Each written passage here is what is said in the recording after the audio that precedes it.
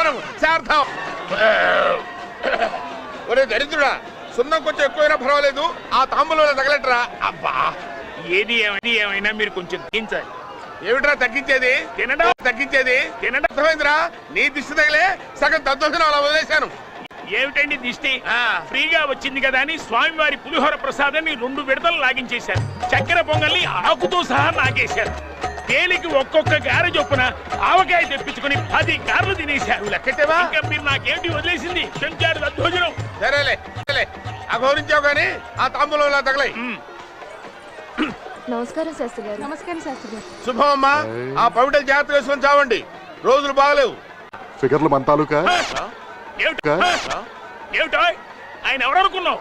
జ్ఞాని, బ్రహ్మజ్ఞాని, అష్టాదశ పురాణాల్ని ఔపోసన పట్టిన మహాపండితుడు. అంత గొప్ప పండితురా? అయితే శాస్త్రాలన్నీ వచ్చుంటాయే క్షుణ్ణంగా. ఏది కామశాస్త్రం గురించి చెప్పను చెప్తారు, చెప్పండి.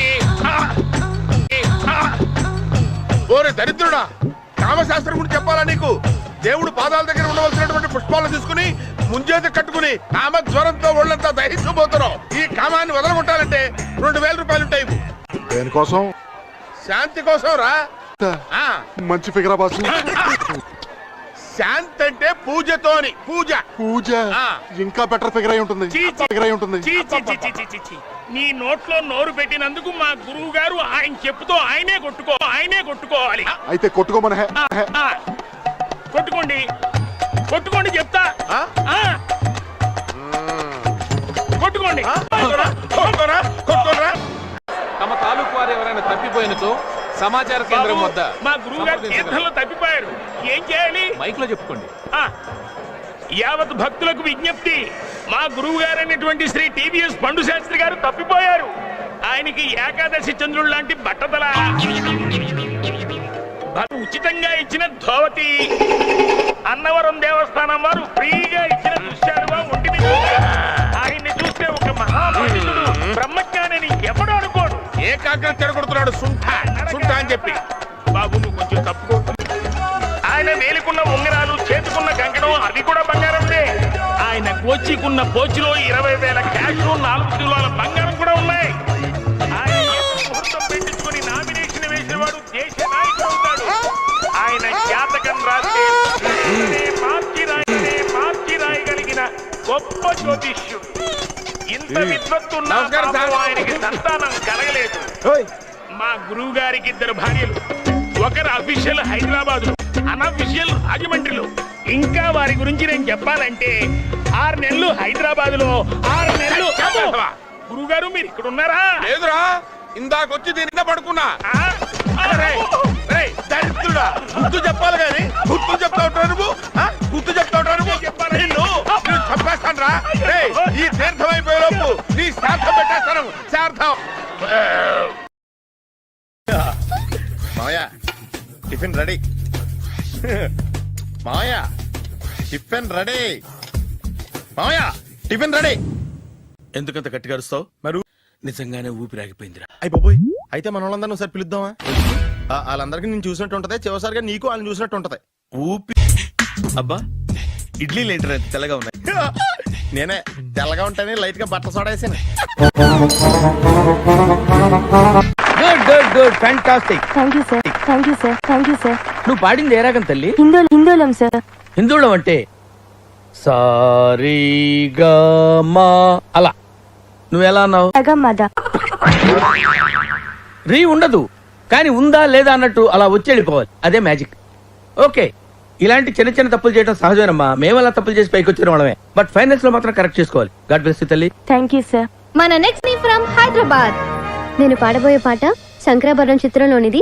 సామజవరగమన, రచన వేటూరి గారు, త్యాగరాజ కీర్తన, సంగీతం కేవి మహదేవ్. మా మామ పాట.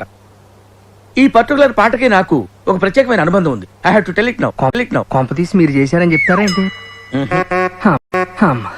శంకరాభరణం ట్యూన్స్ చేయడం కోసం నేను మామ గోల్డెన్ బీచ్ లో సిట్టింగ్ చేశాం. విశ్వనాథ్ గారి సంగతి మీకు తెలిసిందే కదా. ఏది ఓ పట్టాను ఒప్పుకోడు. ఒక్కోసారి రాత్రులు 2 అయిపోయేది. నేను మామతో అలా ఆ రోజుల్లో డెడికేషన్ అలా ఉండేది. ఒకసారి మామ ఏదో హమ్ చేస్తూ అనగానే నేను టక్కన క్యాచ్ చేసి మామ ట్యూన్ వచ్చేసింది అన్నారు. ఆయన ఎలా టైప్ ట్యూన్ చేశారు. నా జడ్జిమెంట్కి అంత వాల్యూ ఇచ్చేవారు. అటువంటి పాట నువ్వు సెలెక్ట్ చేసుకున్నావు అంటే సాహసం అనే చెప్పాలి. Anyway wish carrier.